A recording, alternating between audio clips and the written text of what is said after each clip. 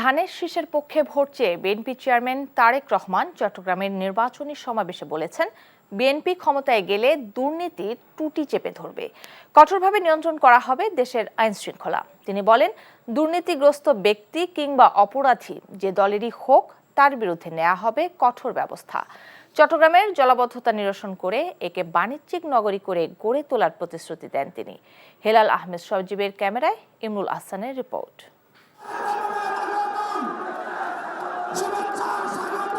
বন্দরনগরী চট্টগ্রামের polo ground ময়দান পরিণত মানুষের সমুদ্রে, মানুষে মানুষে উত্তাল সমাবেশী স্থল।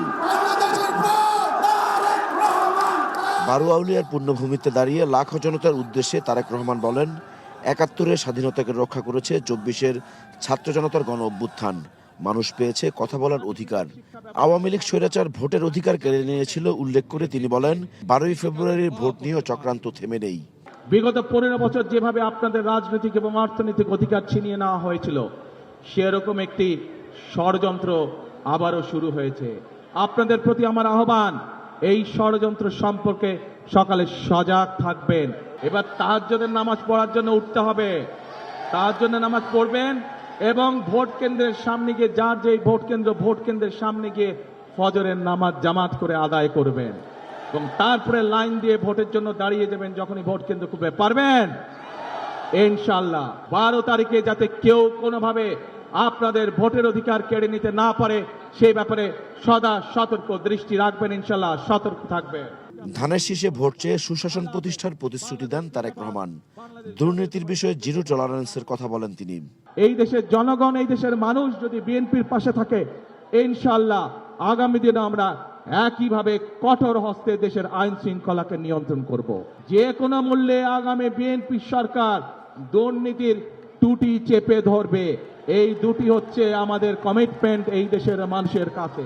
অপরাধীর পরিচয় কোনো দল দিয়ে নয়, অপরাধীর পরিচয় সে আইনের দৃষ্টিতে অপরাধী। পরিষ্কারভাবে আজকে আমি আপনাদের সহ এখানে হাজার লক্ষ মানুষের সামনে পরিষ্কারভাবে বলে দিতে চাই, আমরা যেসব পরিকল্পনা গ্রহণ করেছি সেই সব পরিকল্পনার মধ্যে কেউ যদি আইন শৃঙ্খলা ভঙ্গ করে বা দুর্নীতির মাধ্যমে সেগুলিকে বাধাগ্রস্ত করেন, তাদেরকে কোনো ছাড় আমরা দেব না ইনশাআল্লাহ। বিএনপির চেয়ারম্যান বলেন, শুধু প্রতিদ্বন্দ্বী দলের সমালোচনায় নয়, প্রয়োজন প্রত্যাশিত দেশ গড়ার পরিকল্পনা। বিএনপির উপর আস্থা রাখার আহ্বান জানান তিনি। আমরা যদি সমালোচনা করার স্বার্থেই যদি সমালোচনা করে দেশের সাধারণ মানুষের কি তাতে কোনো উপকার হবে? উপকার হবে না। আমরা যদি শুধু সমালোচনা করার অর্থে শুধু সমালোচনাই করি, দেশের মানুষের পেট ভরবে? পেট ভরবে না।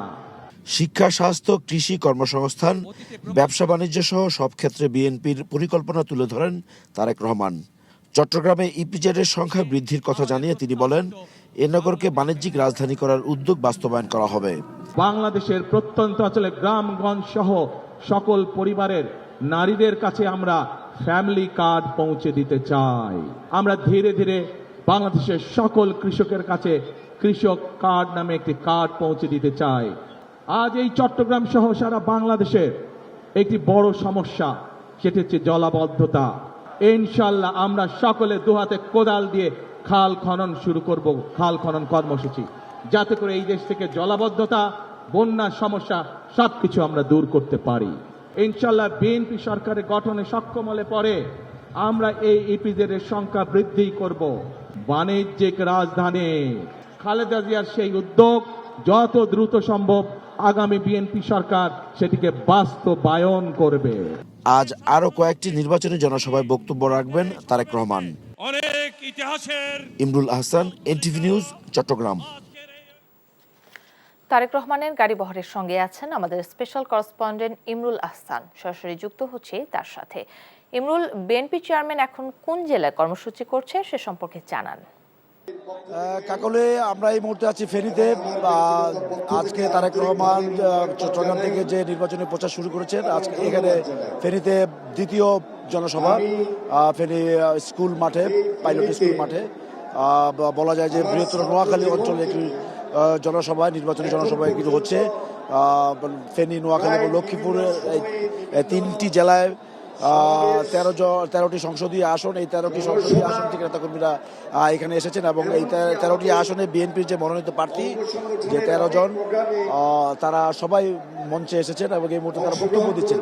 এই মুহূর্তে বক্তব্য দিচ্ছেন লক্ষ্মীপুর সদর আসনের যে প্রার্থী শহীদুদ্দিন চৌধুরী এনি, সাবেক ছাত্রনেতা, এছাড়া আব্দুল আল মিন্টু, উনি ফেনীর প্রার্থী, বিবি জয়নাল, উনি ফেনীর প্রার্থী, ব্যারিস্টার মাহমুদুদ্দিন খোকন, উনি নোয়াখালীর প্রার্থী, আব্দুল খায়ের ভুইয়া, উনি লক্ষ্মীপুরের প্রার্থী।